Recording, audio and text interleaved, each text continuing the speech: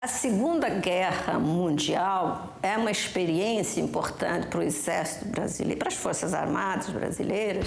Ali elas se notabilizaram por defenderem uma causa democrática. Quando houve a declaração de guerra, em 22 de agosto de 1942, o Getúlio não aguentou mais a pressão do povo. Aí mandou uma divisão, mandou 25 mil homens do Exército e mandou 468 nossos do grupo de casa. E nós fomos para lá e começamos a cumprir nossas missões. Chegamos lá, fomos fazer uma missão diretamente com um destacamento aerotático no chão, nos chamando para destruir 3 tanques. Aí eu fui pro tanque, quando eu atirei no tanque, ele me atirou também e pegou aqui nas garrafas de oxigênio, aí puxei para subir. Aí quando eu puxei, e ele aí caiu de asa, eu pensei que tivesse perdido os comandos. Aí perdi os comandos, vou saltar. Aí comandei o canopia, essa bolha de vidro. Quando a bolha de vidro caiu, o Rocha disse, o Rui saltou e o paraquedas não abriu. Ele pensou que fosse a porta de vidro. E aí ele saiu de lá, ele estava lá em cima, foi embora com o Nero. Aí eu fui e entrei e quase eu não saía, porque eu passei muito baixo. E nesse muito baixo eu levei 57 impactos. 57, alguns deles para o avião de um lado para o outro, entendeu? Aí eu fui. Quando eu cheguei, chamei. Botei capacete, que eu tinha tirado capacete, puxei o capacete. Capacete era de pano. Aí, aquela coisa aqui assim. E aqui na máscara era o microfone.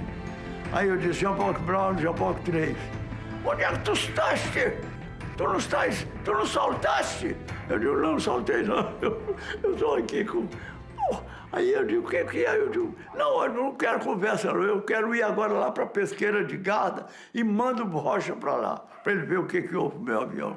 Então, quando você vê, eu dizer, quantas missões você fez? 94, eu digo isso perto do americano, puxa, 94, você é maluco, 94, porque os americanos com 35 missões voltavam, acabava a guerra deles.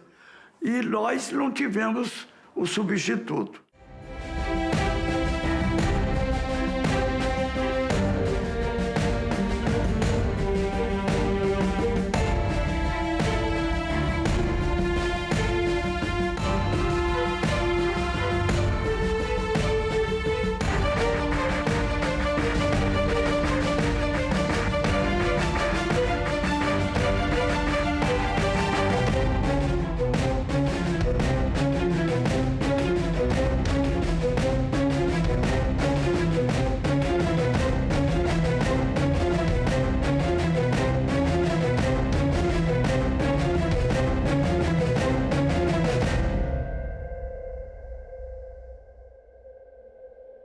Os comunistas brasileiros lutam na Segunda Guerra Mundial. Os anos 30 são os anos de ascenso de Hitler ao poder, e isso trouxe grande repercussão no meio judeu, as perseguições que já se faziam sentir, e depois a deflagração da guerra. A minha arma era coragem moral, física, que eu demonstrei logo em seguida quando eu pude ir para a guerra. E lá, quando houve Monte Castelo, que houve aquelas operações que são consideradas mistas, comparando com Stalingrado, foram operações mistas com tropa alemã, mas mesmo assim o Brasil, o modo de ver, teve um comportamento bom. Os soldados foram para o combate, lutaram, os artilheiros foram para suas peças, lutaram, e a tropa alemã resolveu sair da Itália e foi embora para a Alemanha. Apolônio de Carvalho é um revolucionário exemplar. Enquanto oficial de exército, lutou na insurreição de 1935 pela Aliança Nacional Libertadora. Preso, na cadeia aprendeu o que era o comunismo e entrou para o partido. Solto, foi combater na Guerra Civil Espanhola nas Brigadas Internacionalistas. Derrotado, se evadiu para a França, onde foi colocado em um campo de concentração. Fugiu e foi participar da luta dos Maquis contra os invasores alemães, comandando grupos de resistência. No fim da guerra, recebeu a mais alta condecoração francesa, Legião de Honra, e o grau de Coronel das Forças Francesas do Interior, FFI. No Brasil, fundou o PCBR, grupo dissidente do PCB que defendia a luta armada. Uma coisa muito bonita, por exemplo, a libertação de uma das cidades do Tarn, Carmaux. A terra de Jaurès, de Jean Jaurès, Carmaux. Muito bem. Nossas tropas entraram, né, e ocuparam até o centro da cidade, dominamos as primeiras forças inimigas, assim, e depois o inimigo, recuando, se concentrou no quartel, né, um grande quartel. E aí cercamos o quartel e houve uma fuzilaria muito, muito dura, né? Os alemães lutaram com uma voracidade, com uma ferocidade enorme. E tinham boas armas, muito boas metralhadoras, tudo mais e tal, tal. Perdemos bastante gente, mas nós éramos mais fortes nesse momento, nós nos concentrávamos, né? A um momento dado, o grande portal do quartel se abre e o comandante aparece para render-se, né? Mas não era justo que eu, um estrangeiro, receba a rendição deles. Aí eu chamo o meu subcomandante, que era francês, e é ele que vai receber e que vai levar as coisas. Por ter sido da FEB, e eu fui soldado do Exército, obviamente, isso não me tornou um adorador do Exército brasileiro. Eu sei bem o que ele é. Salomão Malina, oficial de exército, judeu e comunista, recebeu a mais alta condecoração do Exército Brasileiro por sua bravura e coragem. Cruz de Combate de primeira classe. As Forças Armadas, elas nunca podem ser entendidas como uma unidade. As Forças Armadas, elas eram extremamente contaminadas pela disputa partidária. Era permitido, até Castelo Branco foi permitido, que os militares pedissem licença no quartel para se candidatar, para ser nomeado ministro, depois voltava para o quartel. Enfim, a gente tinha uma situação em que política e canhões transitavam livremente. Em 1945, o general Walter veio com as tropas brasileiras. Ele foi o assessor americano das tropas brasileiras. Ele veio e começou a construir. Incentivaram a derrubada do Getúlio. A UDN incentivou a derrubada do Getúlio para que no Brasil regisse a democracia. Em 1945, o clima de democracia contagia o Brasil e termina na deposição de Getúlio Vargas. O brigadeiro Eduardo Gomes, candidato à presidência da República, é derrotado pelo Marechal Dutra, ministro da Guerra de Getúlio Vargas. Esse trabalho de desnacionalização da mentalidade brasileira vem desde 15 de janeiro de 49, quando fundaram a ESG. A matriz disso está lá na ESG. O golpismo, o filo-americanismo, o comprometimento com as correntes internacionais está lá na ESG. Em 1950, o brigadeiro Eduardo Gomes perde as eleições para Getúlio Vargas. Quando eu entrei para a Marinha, em 52, nós estávamos no período democrático de Getúlio Vargas, que ele foi eleito em 1950. Então, ele já veio com aquelas intenções nacionalistas, né? E no começo do governo dele, e quando eu entrei, estava no auge da campanha O Petróleo é Nosso.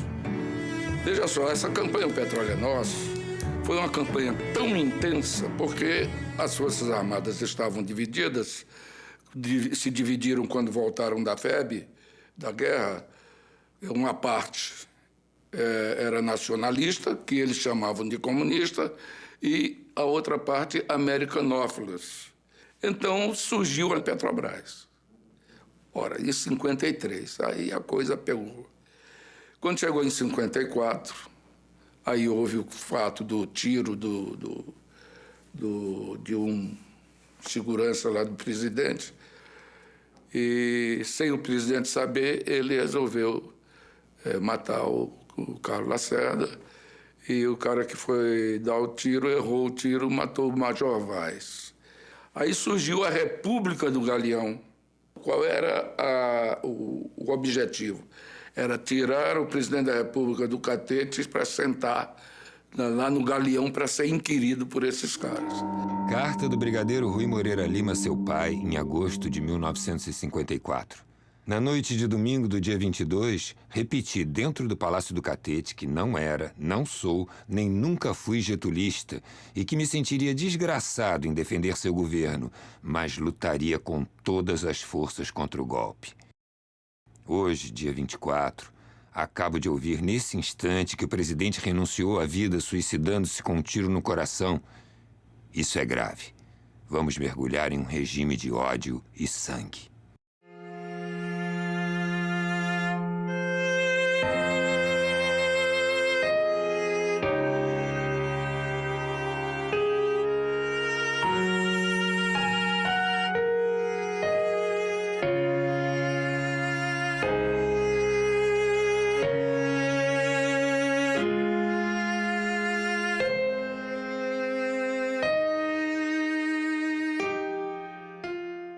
Em 55, eleições para a presidência da República.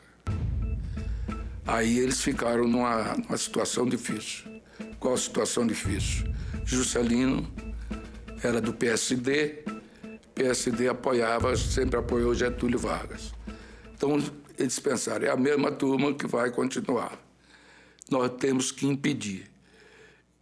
Quem era o ministro da Guerra nessa época? Era Lott. Quando ocupou a presidência, o Café Filho. Café Filho, o vice-presidente que substitui Getúlio Vargas, é afastado por motivos de saúde. Assume o presidente da Câmara dos Deputados, Carlos Luz, udenista contrário à posse de JK. Era a senha para o golpe de Estado que o general Henrique Teixeira Lott impediu no 11 de novembro de 1955. Houve um incidente que não tem nenhuma ligação com as eleições e que fez com que os acontecimentos se precipitassem. Foi o discurso do general Mamed na ocasião do enterro do general Carroberto.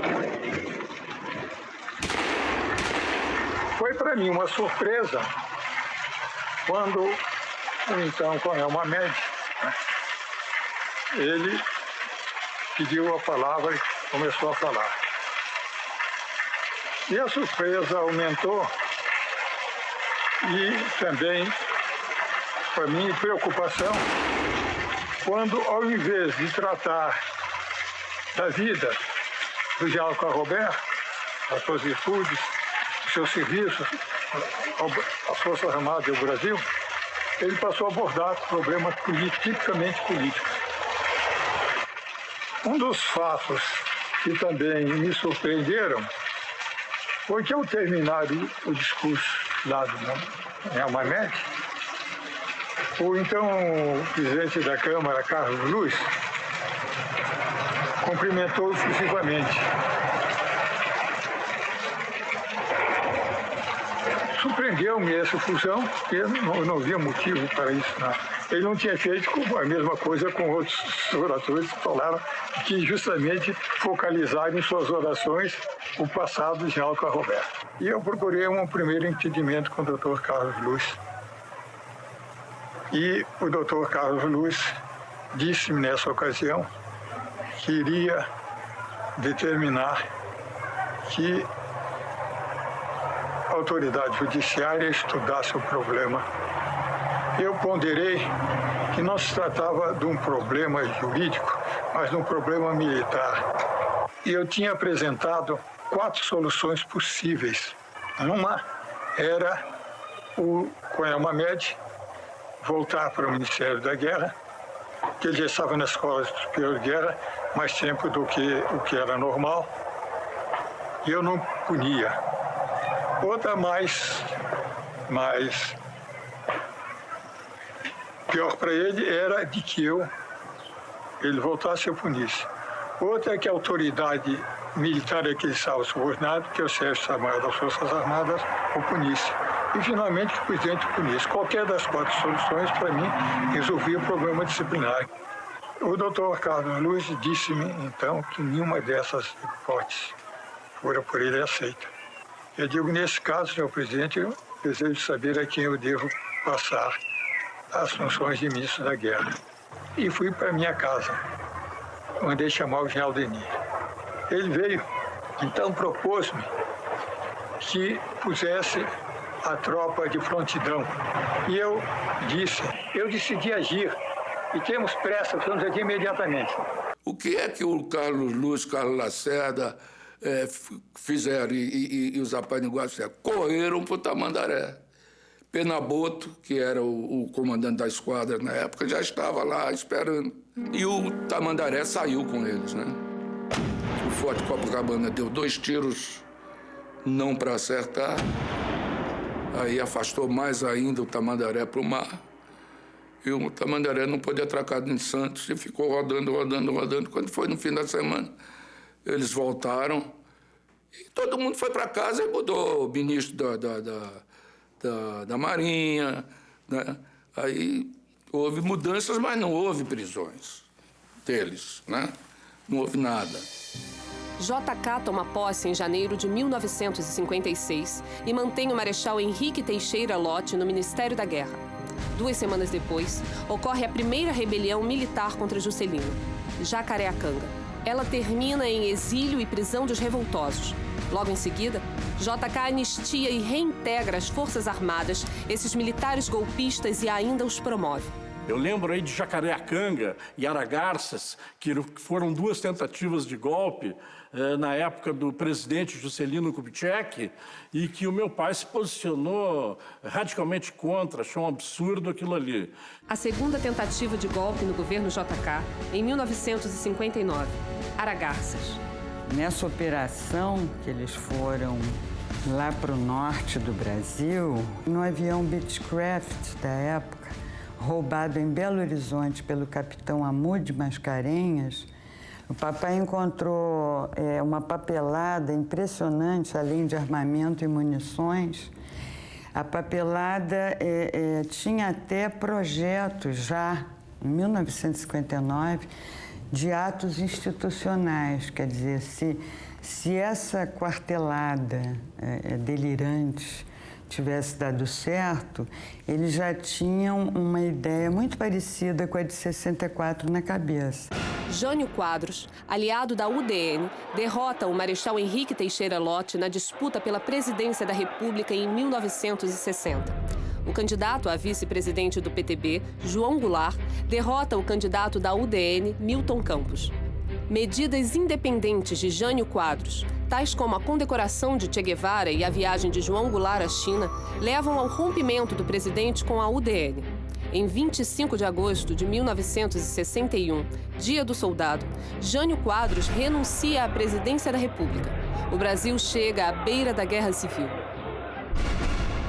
Quando foi de 61, com a renúncia do Jânio Quadros, que era uma clara tentativa de golpe, Brizola se levantou no Rio Grande do Sul, em Porto Alegre. Ali se tratava de garantir a Constituição, né? Garantir a legalidade, que era a posse do João Goulart. O Marechal Henrique Teixeira Lott mais uma vez manifesta sua fé na democracia e apoia a posse do presidente João Goulart, opondo-se ao ministro da Guerra, general Odílio Denis, contrário à posse do presidente constitucional. Tomei conhecimento nesta data da decisão do senhor ministro da Guerra, Marechal Odílio Denis, de não permitir que o atual presidente da República, senhor João Goulart, entre no exercício de suas funções. E ainda, de detê-lo no momento em que pise no território nacional. Mantenho um compromisso de honra com a minha classe, com a minha pátria e as suas instituições democráticas e constitucionais. E por isso, sinto-me no indeclinável dever de manifestar o meu repúdio à solução anormal e arbitrária que se pretende impor à nação. Esse pronunciamento resulta na prisão do Marechal Lott, contada por seu neto Nelson Lott. O episódio da prisão dele, né? Não vou preso. Por que você não vai preso? Não. Me mandaram o coronel me prender, só quem pode prender é Marechal e outro Marechal, meu amigo. Volta pra casa. Não, mas eu vim te prender, não. Volta pra casa, rapaz. Coronel me prender? Não, pode desistir. Não vou. E não foi.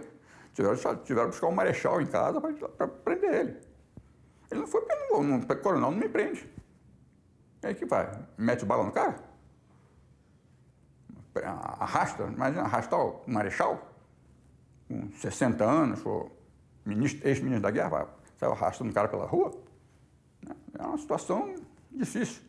E ele sabia colocar as pessoas em condição, ele sabia usar essa força dele, a hierarquia, né? Eu lembro uma vez ele estava preso lá na Fortaleza Santa Cruz. Aí vinha a tropa, né? A tropa marchando, o pessoal trocando a guarda, né? O sargento da guarda, o cabo e a meia dúzia de soldadinho que vai trocar os sentinelas, né? Passando por ele, meu avô estava preso, mas marechal preso é diferente de estudante ou jornalista preso. Não. Marechal preso é outro departamento. Estava ele lá de Caniço e Samburá, né? Caniço e Samburá indo pescar. Aí passou a tropa. Quando viu a tropa se aproximando, posição de sentido. Caniço no ombro, posição de sentido. A tropa teve que dar a olhar à direita. Ele constrangeu. O sargento ficou assim. Pô, o cara tem posição de sentido, porque é norma, né, do Exército, né? Quando passa a tropa, quem está no caminho da tropa, posição de sentido, e a tropa passa, né? Quando é um oficial, tem que dar o famoso olhar à direita, né? Que é autoridade, né? De general para cima, né? Tem de dar olhar. A tropa tem de ver a autoridade, né? Então, você vê no desfile de 7 de setembro aí, né? Quando a tropa passa pelo palanque, né? Dá o famoso olhar à direita, olhar à direita, que é um cumprimento extra, né? À autoridade. E os soldadinhos da guarda lá tiveram, o sargento civil sem, o cara está enquadrado, eu tenho de me enquadrar também. Tropa olhar à direita. O meu pai servia, na época, na base aérea de Canoas. E junto com os sargentos que receberam um rádio passado do Rio, do comando do Exército, determinando que fossem armados e decolassem os F-8, os Gloster Meteors, que eram os aviões de caça sediados lá na base aérea de Canoas. Quando eu fiquei sabendo, isso já tinha sido... Não vamos deixar eles decolar. E fizeram uma coisa que é difícil de imaginar. Como é que dá certo? Os oficiais vinham armados, prontos, direção ao avião, para subir no avião, decolar com o avião. Como diz, cumprir a missão. Recebiam a incumbência dentro da unidade e desciam e foram direto e os sargentos dando as mãos sem armas. Sem armas. Dando as mãos e não deixando os oficiais chegar. E mesmo com alguns com ameaça, não lograram entrar no avião. E aquilo se repetiu em mais de um avião e viram então que os sargentos não iam soltar essa oportunidade de segurar os aviões. Havia então já uma posição formada. No dia seguinte, o comando da 5ª Zona Aérea reuniu todos os oficiais da base e grande parte do quartel-general. E aí o suboficial mais antigo da Força Aérea, o suboficial mais antigo da Força Aérea, servia aqui, Felipe. Aí o Felipe diz, mas, Major, isso aí não é um golpe se nós agir dessa forma, né? Como é que nós vamos agir dessa forma? Aí o Cassiano usou termos agressivos contra ele. Quando ele usou termos agressivos contra o Felipe, na formatura, que estava no sentido leste-oeste também, os oficiais mais antigos aqui. Eu era moderno, estava aqui no final da formatura da base. Mais ou menos no meio da tropa assim, o então capitão Alfredo Ribeiro Daut diz, eu também não estou satisfeito. Eu não gostaria que houvesse uma nova Jacareacanga ou Aragarças. Isso animou os sargentos. E aí que se plantou uma coisa na cabeça. Isso daí ocorreu em 61. E deixou essa linha divisória mais marcada ainda entre os oficiais, que eram aqueles que ficaram do lado da legalidade, os legalistas, né, que queriam a posse do presidente, do vice-presidente, conforme a lei determinava, né, cumprindo assim com o seu dever profissional, e aqueles que já queriam fazer o atalho ali e dar o golpe no presidente, não ameaçem mais quem. Isso daí terminou essa resistência da legalidade, fazendo com que se achasse uma solução, uma acomodação política intermediária, né, que foi quando o presidente João Goulart tomou posse, porém como no regime parlamentarista. Eles tiveram que fazer uma modificação para que se votasse o regime parlamentarista ele tomasse posse. Jango assume em regime parlamentarista enfrentando os golpistas. Em 1963, um plebiscito devolve os poderes presidenciais a Jango.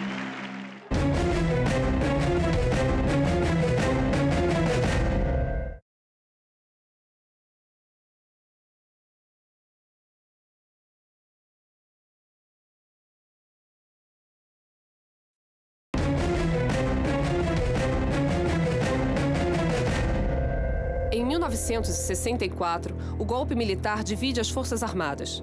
Os oficiais legalistas, derrotados pelos golpistas, passam a sofrer perseguições. O fim da democracia e o fim do equilíbrio de forças. O meu pai foi cassado, perdeu todos os direitos políticos dele por 10 anos. Ele foi banido da Força Aérea, né, por ato institucional. Sofreu tortura e preso no quartel da Polícia do Exército, no centro de Porto Alegre. Lamarck era tenente lá da PE, que é uma figura notória da resistência contra a ditadura militar. No dia que ele estava de serviço como oficial de dia, eles, ao invés de comer em lata de goiabada, como que eles serviam comida para eles em lata de goiabada, como se fosse prato, ele mandava servir a refeição em prato e talher. Eles notavam que existia esse respeito desse oficial de dia por eles.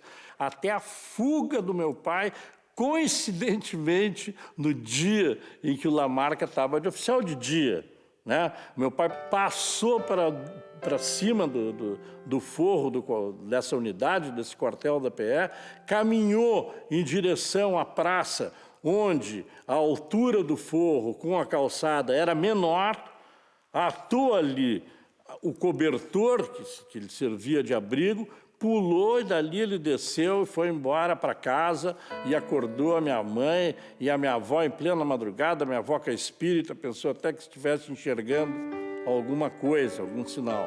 E a partir daí, o meu pai então procurou, né, assim, através de um advogado que ele conhecia, um auxílio para sair do Brasil, e ele conseguiu isso, né, para tirarem ele ali de Porto Alegre. Ele passou a fronteira e pediu exílio no Uruguai. Quando veio em 64, nós fomos logo um dos primeiros a ser caçados. Primeiro foram os brigadeiros coronéis, 5 dias depois veio o ato 1, um complemento, e nós fomos. Eu estava servindo, como eu falei, no Galeão, começando. Cheguei, entrei de férias, não tinha nem começado a pilotar Douglas, quando ocorreu esse episódio. Eu entrei dentro do caminhonete, logicamente com o Correio da Manhã, que era o jornal que a gente lia, e eu vi que as pessoas estavam um pouco estranhas com relação a mim. Aí, quando eu peguei o jornal e abri, estava lá o meu nome como um caçado. Cheguei no Galeão, tomei café na mesa, aquela mesa de 9, ninguém sentou comigo, eu sentei sozinho. Quer dizer, eu já passei a ser um leproso, né? Uma pessoa não grata, perigosa, porque qualquer coisa podia respingar neles. Aí eu fui ao comandante, aliás, na verdade, o subcomandante, e disse: ó, major, coronel, eu acabo de receber essa informação aqui, né? Fui ler o jornal. Ele disse: ah, meu filho e tal. Ainda me fez umas perguntas com relação ao socialismo. e disse, olha, não tem outro jeito, eu tenho que lhe prender. Os navios já estavam cheios, né, de coronéis e brigadeiros, então nós fomos deslocados para o cassino no Galeão, no quarto dos oficiais. Lá eu fiquei 50 e poucos dias preso, incomunicável, com gente na porta, com metralhadora .50, como se eu fosse um sujeito altamente perigoso. Deram um banho de sol só na gente nesse período. E assim foi. O meu sogro, então, resolveu falar com o brigadeiro Henrique. O rapaz está caçado já perdeu a profissão, está preso lá há 50 e poucos dias.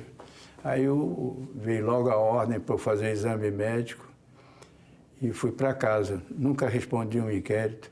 Não tive direito a defesa nenhuma, porque ocorreram alguns inquéritos, mas no meu caso específico nunca fui chamado. Mas isso tudo conta nessas horas, é caça às bruxas, né?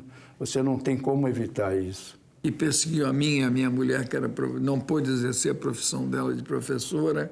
Por exemplo, no Pedro II, eu tirei o primeiro lugar no concurso, o Van Dyck mandou colocar, isso confessado pelo organizador dos concursos em terceiro ou quarto. Chamaram cerca de 40, 50 professores, eram mais ou menos 100 vagas, milhares de candidatos, mas aí não me chamaram. E quando eu fui lá, o Van Dyck mandou o assessor dele dizer para mim, assim, numa sala contígua, dizer que não falava com vermelho, que ele não ia atender o vermelho. Não é desnecessário dizer aqui o que eu respondi para ele. Aí eu ressurgia no outro lugar, fazia outro concurso, ia para um particular, e eles visitavam esses lugares para mandar embora, né? Eles não podem, ameaçavam. Houve duas resistências. 2 desses diretores de estabelecimentos de ensino reagiram e não atenderam os militares do MEC, que havia militares no MEC já ocupando cargos dentro do MEC, para isso, para fiscalizar essa coisa da pureza do magistério. Eu fazia 1001, todo dia que eu podia. O dia que eu não fazia nada contra a ditadura, eu me sentia infeliz. E aos poucos eu fui evoluindo a luta contra eles. Abrigava a gente, dava dinheiro para ver tudo que precisavam contra a ditadura. Eu financiava, eu dava. Terezinha Zerbini foi indiciada em dezembro de 1969 e enquadrada na Lei de Segurança Nacional. Foi presa em sua casa no dia 11 de fevereiro de 1970. Daí eu falei baixinho pro general. Negro, não é com você, eles vieram me pegar. Então, fica na tua. Eu entro nessa sozinha e saio dessa sozinha. Porque não cria caso, você precisa ficar para tomar conta das crianças e da casa. Deixa comigo. Daí fomos, quando chegamos lá, eu fui direto para a sala desse capitão Guimarães. E ele estava sentado numa cadeira, e como o homem cafajeste faz, ele balangando, sabe, na cadeira, balangando. E eu disse... Ele disse, hoje a senhora vai falar a verdade, não é? Eu digo, capitão, a verdade é essa que está aí. Que ele estava com o processo na mão. A verdade é essa que está aí. Ele disse, isso é grupo, isso é grupo. Eu digo, capitão, o senhor quer fazer o favor de me explicar o que é grupo? Aí ele teve um acesso de fúria. Então ficou de pé. Eu falei, pronto, começou. Vai ser a hora de eu apanhar. Aí ele veio vindo. Quando ele chegou bem perto de mim, ele disse, não me venha com esta panca de mulher de general, que isso não lhe salva. Porque nós temos métodos científicos para tirar a verdade. Eu digo, aí eu fiquei com raiva e vi que a coisa ia... E eu não podia ficar ele falando mais alto do que eu. Eu digo, capitão, Eu sei quais são os métodos científicos. E tem mais. Se quer partir para a ignorância, pode partir e é já. Mas gritado na cara dele, sabe? Aquele homem que estava meio vermelho ficou lívido. Deu uma parada e começou a gritar. Já para sua cela! Já para sua cela! Já para sua... Daí eu fui, sabe, pelo corredor, feito soldado alemão, pisando duro. Porque ali eu precisava mostrar força. Pisando duro. Fui para minha cela. Quando cheguei lá, estava me urinando de medo. E quando eu sentei, eu caí numa espécie de um torpor. Eu acho que o esforço foi tão grande que eu caí numa espécie de um torpor. Pois não é que o cafajeste desse capitão sai de lá, vem, abre a porta e diz que não é que a desgraçada ainda dorme? Quer dizer, foi uma coisa muito penosa. Eu continuei no Exército ainda, fui para o Instituto Militar de Engenharia, saí do batalhão e lá eu pedi demissão do Exército. Aí sim, pedi a demissão. Eu estava saindo do Exército por vontade própria, eu quero sair do Exército. Já estava estudando Física a essa altura e não estava interessado mais em fazer a carreira militar. Mas houve um recurso da União contra mim e já eu, na universidade, já tinha até viajado fora do Brasil numa conferência, quando fui procurado dizendo que eu ia passar a desertor, porque eu estava ausente do Exército e eu tinha perdido a causa no Tribunal Federal de Recursos. Por conselho de amigos meus militares, eu aleguei que eu estava mal de saúde. Eu não estou bem, eu não posso voltar assim. E como a coisa a que eu fui aconselhado foi dizer que eu estava com problemas psicológicos, ou psiquiátricos, ou mentais, né? Então, aquela conversa todo dia. Quando eu acordo, eu perco o sono. Quando eu acabo de comer, eu perco a fome. E essa conversa, assim, de doido. E eles acabaram me dando um tempo, mas um belo dia mandaram me apresentar no Hospital Central do Exército. E eu cheguei lá inocentemente, achando que seria mais um exame, para ver se eu estava maluco ou não estava, não sei. Mas eles partiram da hipótese que eu estava e me internaram no hospício. E a situação ficou difícil, então eu chamei lá o sargento, o enfermeiro, me deu uma presença de espírito. Eu falei, vem cá, tá bom, mas você está vendo que eu trouxe minhas coisas aqui, eu preciso trabalhar, não vou ficar aqui parado, então eu preciso pegar no meu carro. Meu carro é um Volkswagen vermelho, estava lá do lado de fora. Quando chegou no meu carro, ele me deu a chave, que já tinha sido recolhida, eu entrei, fechei a porta e falei, só com abridor de lata que eu saio daqui agora. Eu não saio desse carro de jeito nenhum. Aí chamou a guarda, cercou o carro, ficou uma situação ridícula, mas aquilo no escuro, o PNP não tinha quase movimento nenhum. Depois eu vi o movimento que tinha lá, que era uma coisa triste. Mas, então, eles chamaram a guarda, me cercaram, fiquei eu dentro do carro e uns 4 soldados armados lá, me vigiando e eu negociando pelo vidro, assim, meio... Então, o sargento concordou em que eu fosse falar com um oficial médico que ficava fora do PNP. Quem era o oficial médico de dia era o médico parteiro da minha mulher. Quando ele me viu, levou um susto. Que é isso? Um professor da Universidade Federal, um físico, vocês estão tratando... O que é isso? Ele já imaginou um negócio de comunista ali, né? E eu expliquei o caso a ele. Aí ele falou, não, se eu te mandar embora agora, o louco sou eu, não é você. Então, vamos fazer o seguinte, olha só a solução brasileira. Eu sou o chefe da obstetrícia.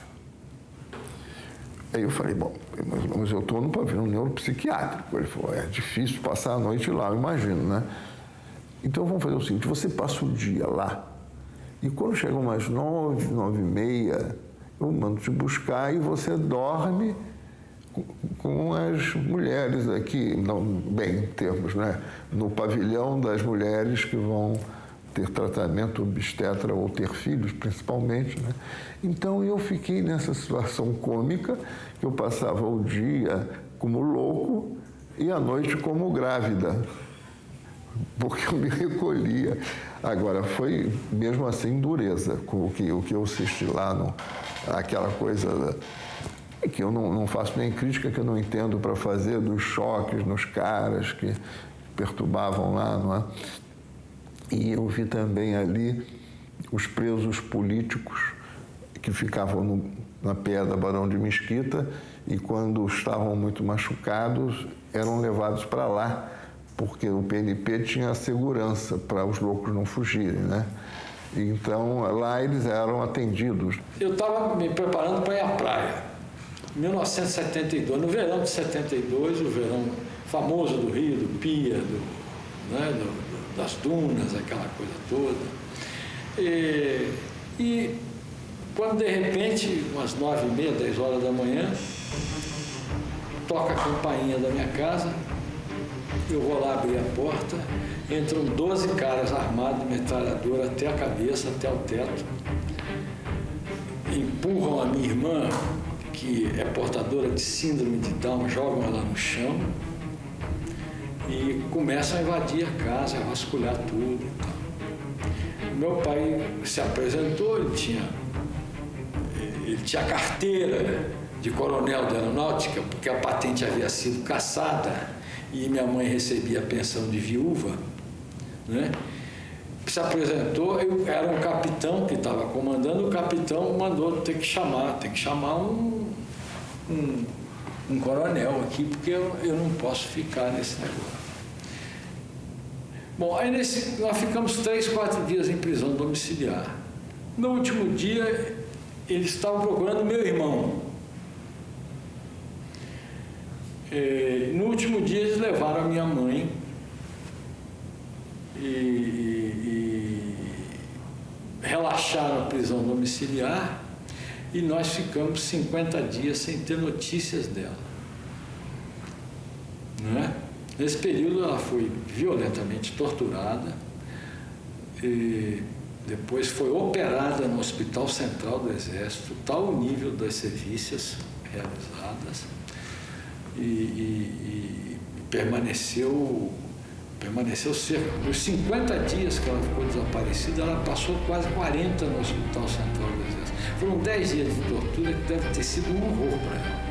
Mas o fato que ensejou essa prisão dela e do meu irmão, uma coisa simples. Houve um assalto no Banco do Brasil, na Praça Nossa Senhora da Paz. Um rapaz foi baleado, uma bala aqui no ombro.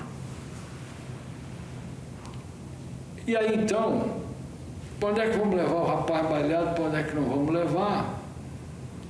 O meu irmão, que namorava uma menina cuja mãe era da avó Palmares, falou, vamos levar para a casa da mãe do Fadu, do meu irmão. Aí levaram o menino para lá.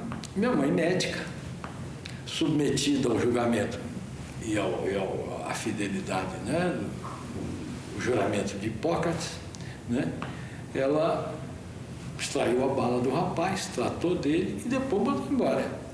Não tinha nenhuma participação com nenhum movimento político, não era da avó Palmares, não era da MR8, não era de lugar nenhum minha mãe. Minha mãe era dona de casa, trabalhadora, médica, trabalhava no hospital em São Francisco Xavier, né? E nunca teve envolvimento político nenhum. Mas mesmo assim foi presa e torturada e quase morreu. Eu me lembro que estava voltando de Montevidéu, porque quem morava aqui eram minhas irmãs. Então vinha constantemente ao Rio. E nessa volta eu fiquei hospedado na casa que estavam minhas 2 irmãs e fui acordado de madrugada, pelas 3 horas da manhã, com um revólver 38 apontado para a minha cabeça, enquanto que eles também já estavam prendendo a minha irmã. Aí eu fui levado encapuçado, a minha irmã também, para uma rural e ficamos rodando o Rio de Janeiro todinho. Só depois de quase algum tempo é que a gente foi parar lá na Barão de Mesquita. E lá na Barão de Mesquita, a minha irmã ficou separada, eu fiquei numa cela, ela ficou noutra, e nos obrigaram a escrever durante todo o mês o que tinha acontecido, quais eram as nossas atividades, quais eram os nossos contatos.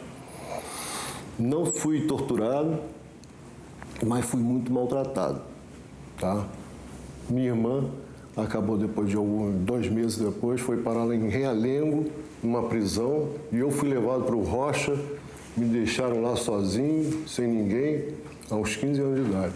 Uma das coisas que mais me emocionavam era porque eu vi um dia, eu era garota, mas eu percebi, tinha uma janela baixa. Toda vez que passava um avião, ele ia para a janela, se tivesse próximo, se fosse possível. E uma vez eu estava na janela, a janela era baixinha, eu estava sentada lá fazendo qualquer coisa, e eu olhei para cima, para o rosto dele, e ele estava chorando. Silenciosamente, aquela coisa do olho começar a encher e começar a lacrimejar. O ministro da Aeronáutica, na época, o brigadeiro Eduardo Gomes, fez uma portaria secreta, encaminhado ao Departamento de Aviação Civil, ao DAC, caçando a credencial técnica desses elementos. Então, eles foram uma segunda cassação, né? Eles não podiam ser mais militares, tudo bem, então, posso para fora das Forças Armadas. Mas agora eles não poderiam também exercer a credencial técnica deles. Proibido de voar, rapaz. Foi proibido de voar. Quando eu fui voar, a paraense me deu o lugar de comandante e me mandou para Belém. Aí quando eu cheguei, eu requeria a minha carteira de voo.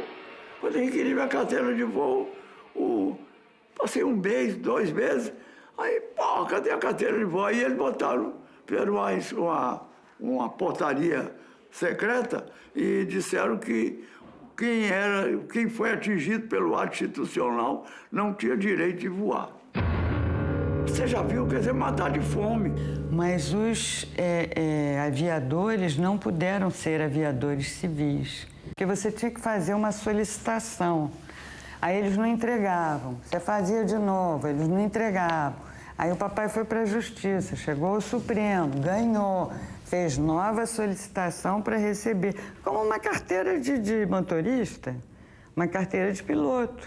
Sem isso você não trabalha, nem na Bélgica, nem aqui, em lugar nenhum, entendeu? Depois que o STF deu ganho de causa, eles então negaram a carteira e no papel vinha a justificativa de que eles não podiam entregar por conta de 2 portarias secretas da Aeronáutica. Era a licença de piloto de linha aérea. E a Diretoria de Aeronáutica Civil, que expedia isso, tinha a ordem do ministro para não cumprir o acórdão do Supremo Tribunal Federal. Até hoje, se eu quiser voar, tem que ir lá resolver burocraticamente a cassação dele, né? Que eu já não quero mais nada com isso. Respeitei sempre um tal de FEB, né? Ex-combatente, né? E minha família toda militar, coisa e tal, ex-combatente, ex-combatente, né? Os heróis brasileiros, né? Os caras que combateram o nazismo, né? Os grandes heróis da pátria, né? Aí, pô, e entre esses heróis brasileiros, né? Tinham 2 assim que sempre me falaram alto, um por proximidade, vamos assim dizer, até familiar, porque eu e os filhos dele fomos muitos amigos, que é o Coronel Kardec Leme, né? E outro é que era um mito para mim, que era o Rui Moreira Lima, né? E tem a Gloriosa de 64, pega esses 2 E mais um bocado deles simplesmente joga na lixo da história. Isso que era chocante, então um herói preso. Um herói nacional, um ex-combatente preso atrás das grades, feito uma fera. Pô, era meu tio. O que ele fez? Estão enxovalhando as pessoas gradas do país, os heróis nacionais estão sendo enxovalhados. Isso aí que me revoltou, isso aí que me fez começar a participar de grupo de resistência, né? Tem tantas coisas agradáveis na vida, tanta prática das quais eu me orgulho. E quando volta a debater questões de um foragido, de máfia, que isso, ditadura é uma máfia, não respeita nada. Amigos meus, quantos foram mortos? Ninguém sabe nada. Então, quando eu dou esse depoimento, minha cabeça passa por esses lugares e me comove.